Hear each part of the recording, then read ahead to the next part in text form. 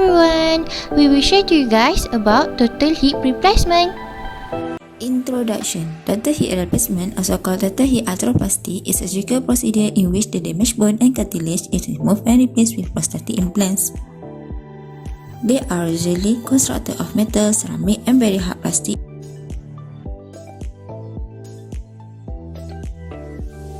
Surgical procedure. The damaged femoral head is removed and replaced with a metal stem that is placed into the hollow center of the femur. A metal or ceramic ball is placed on the upper part of the stem. The ball replaces the damaged femoral head that was removed. The damaged cartilage surface of the socket, which is acetabulum, is removed and replaced with a metal socket. Plastic ceramic or metal spacer is inserted between the new ball and the socket to allow for smooth gliding surface. Incidence and prevalence. For incidence, in 2017, countries like Germany, Austria, Switzerland, Finland, Luxembourg and Belgium had the highest rate of total hip replacement. The rate is 182 per 100,000 population. Countries like Mexico, Portugal, Ireland and Korea have low total hip replacement rates. The number of total hip replacement has increased rapidly in most Euro countries in 2000. Total hip replacement rates increased by 30% averagely between 2000 and 2017 due to rising incidence of osteoarthritis caused by aging populations and increased obesity rates in Euro countries.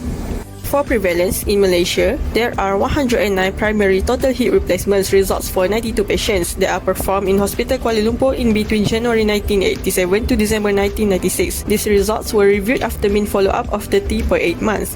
22 males and 70 females with the average age of 49.9 years. Chinese females is the largest group of patients. The procedure was performed more on the right hip compared to the left hip. Aetiology of total hip replacement: osteoarthritis, osteonecrosis, and rheumatoid arthritis. Clinical feature. Firstly is hip pain that persists while resting, whether during the day or at night.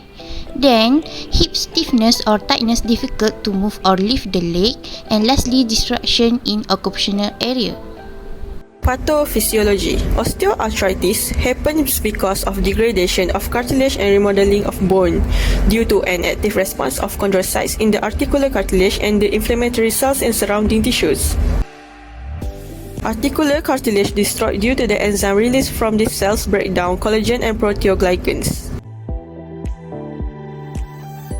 Rheumatoid arthritis occurs by dysregulated inflammatory processes in synovium of the joint, which leads to destruction of both cartilaginous and bony elements of the joint, resulting in pain and disability. Osteonecrosis involves dead cells of bone marrow. The mechanism of non-traumatic osteonecrosis: firstly, embolization by blood clots or lipid droplets; second, intravascular thrombosis; and lastly, extravascular compression. After all, the damaged sections due to one of these conditions will be removed during the total hip replacement procedure, which is the damaged part will be replaced by artificial joints or prosthetic materials to reduce pain and improve function. Management. Medication. First, anti-inflammatory. Relief may be found such as Aleve and ibuprofen. Second, corticosteroid injection may be used by your doctor to alleviate pain. Rehabilitation, to strengthen the weaker muscles surrounding the hip. In occupational therapy, therapy will teach patients how to modify ways of doing basic ADL and IADL, thus promoting healing and improving mobility. Prognosis. Firstly is age. Ideally, patients have lower rate of successful, then comorbidities, second anemia, poor bone quality or other variable that may predispose the patient to infection or dislocation. Then, body mass index (BMI), high BMI in patients. And lastly is surgical factor, the technique or surgeon, type of anesthesia and post-operative complication and management.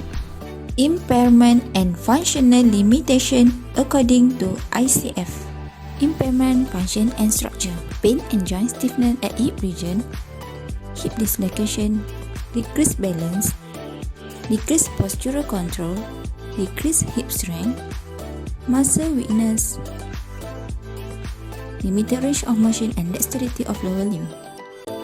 Activities limitation according to ICF: walking or ambulation, difficulties in transfer from seat to stand, dressing, unable to ascend or descend stairs, toileting, exercise and jogging. Participation restriction, mobility activities, leisure and recreation activities, sport participation, participation in work. Lastly is references.